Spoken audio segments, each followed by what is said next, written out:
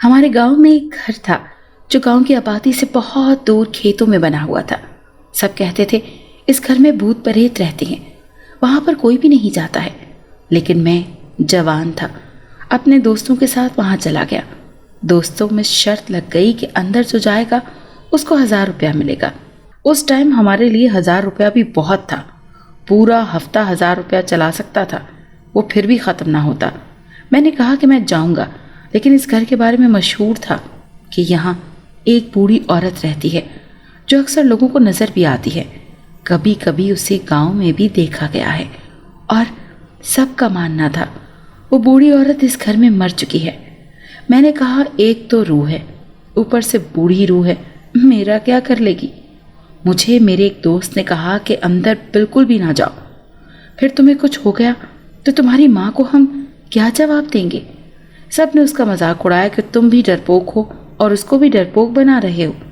میں نے اپنے دوستوں کو کہا کہ 1000 روپیہ اکٹھا کر لو، میں آتے ہی ہم لوگوں سے لے لوں گا۔ میں اس گھر کی طرف چل پڑا۔ گھر کو دیکھ کر لگتا ہی نہیں تھا کہ یہاں پر کوئی رہتا ہوگا۔ میں گھر کی طرف چل پڑا، دروازہ کھولا تو گھر بہت گندا تھا، بہت ہی گندگی تھی ہر طرف، لیکن پھر بھی ایسا لگتا تھا جیسے یہاں پر کوئی نہ کوئی رہتا ہے، آتا جاتا ہے۔ فرش گندا تھا، کسی کے قدموں کے نشان بنے تھے، اور قدموں کے نشان بھی نظر آ رہے تھے جو کسی عورت کے ہی لگ رہے تھے۔ اب میں تھوڑا سا ڈرنے لگا، میرا دل بیٹھ سا گیا۔ قدموں کے نشانات ثبوت کے طور پر میرے سامنے آ چکے تھے۔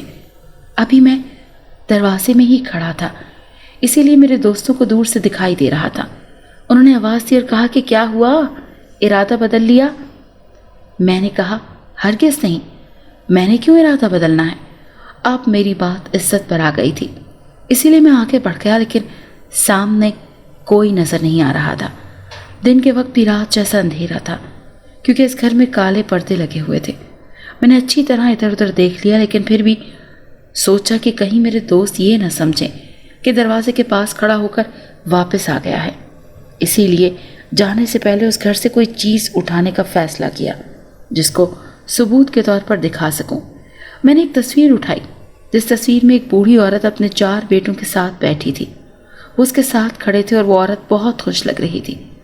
میں وہاں سے جانے لگا جب ایک آواز نے مجھے ڈرا دیا۔ میرے قدم زمین کے ساتھ چپک گئے۔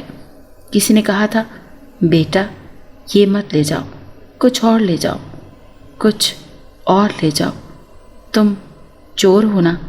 میں بری طرح ڈر گیا، یہ تو کسی بوڑھی عورت کی آواز تھی۔ میرے تو ہاتھ کانپنے لگے، پر میں وہاں سے بھاگ نہیں سکا۔ وہ عورت بولی، مجھ سے کیوں ڈر رہے ہو؟ میں نے جب اس کی طرف دیکھا تو وہ بالکل ٹھیک ٹھاک تھی، کرسی پر بیٹھی تھی، اندھیرے میں، اس لیے مجھے پہلے نظر نہیں آئی۔ اس کی عمر 70 سال ہوگی۔ اس کے چہرے پر بہت معصومیت اور پیاری سی مسکراہٹ تھی۔ میرا نام گلبانو ہے بیٹا، کیوں ڈر رہے ہو مجھ سے؟ میں نے کہا آپ مر چکی ہیں؟ تو کہنے لگی اپنے بیٹوں کو دیکھے بغیر نہیں مروں گی۔ وہ تو بالکل ٹھیک ٹھاک باتیں کر رہی تھی، وہ کوئی بھوت پریت نہیں تھی۔ اس کے پاس گیا تو انہوں نے سر پر ہاتھ پھیرا اور کہا کہ بالکل تمہاری طرح ہی پیارے اور خوبصورت بیٹے ہیں میرے، یہ دیکھو تصویر میں کھڑے ہیں نا میرے ساتھ، یہی میرے بیٹے ہیں۔ میں نے کہا آپ کے بیٹے کہاں ہیں؟ تو کہنے لگی وہ سب باہر کے ملک میں ہوتے ہیں، وہ پڑھائی کرتے ہیں، لیکن انہوں نے مجھے کہا کہ ہم 4 نومبر 1980 جمعے کے روز مجھ سے ملنے کے لیے آئیں گے، بس انہی کا انتظار کر رہی ہوں۔ اور کیا میں یہ بات سن کر اچانک سے رونے لگ گیا۔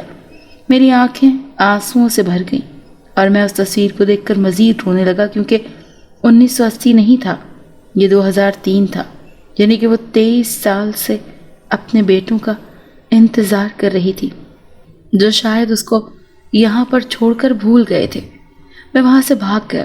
میرے دوست بھی ڈر گئے کہ شاید اس نے بھوت دیکھ لیا ہے، لیکن فوراً اپنے گھر آیا اور اپنی امی کو سب کچھ بتا دیا۔ ان کو کہا کہ اس عورت کو لے آئیں، وہ کوئی بھوت نہیں، وہ انسان ہے، وہی رات کو بازار آتی ہیں، ان کو ہی لوگوں نے دیکھا ہے، شاید اپنے لیے کوئی چیزیں لینے آتی ہوں گی، ان کا کوئی بھی نہیں ہے، وہ اکیلی وہاں پر بیٹھی ہیں، وہ کوئی بھوت پریت نہیں بلکہ ایک مجبور ماں ہے، میرے ساتھ ابھی چلیں۔ میری امی نے میری بات نہ مانی، کہا تو پاگل ہو گیا ہے، تو اس گھر میں گیا ہی کیوں تھا، وہاں پر تو بھوت رہتے ہیں۔ پھر میں نے یہ بات گاؤں کے سردار کو بتا دی، اس کو یقین آ گیا، وہ کچھ لوگوں کو لے کر میرے ساتھ چلا گیا، لیکن وہاں پر جب پہنچے تو اس بوڑھی ماں کا انتظار ختم ہو چکا تھا۔ وہ عورت اس دنیا سے جا چکی تھی۔ سب نے اس کی کفن دفن کا انتظام کیا اور اس کو اس کے گھر کے اندر ہی دفنا دیا کہ اگر کبھی وہ 4 بدبخت بیٹے آئے جن کو وہ اپنے شہزادے کہتی تھی تو کم سے کم اپنی ماں کی قبر دیکھ کر سمجھ جائیں گے کہ وہ ان کے انتظار میں اور ان کی دی ہوئی جھوٹی امید میں ہی اس دنیا سے چلی گئی۔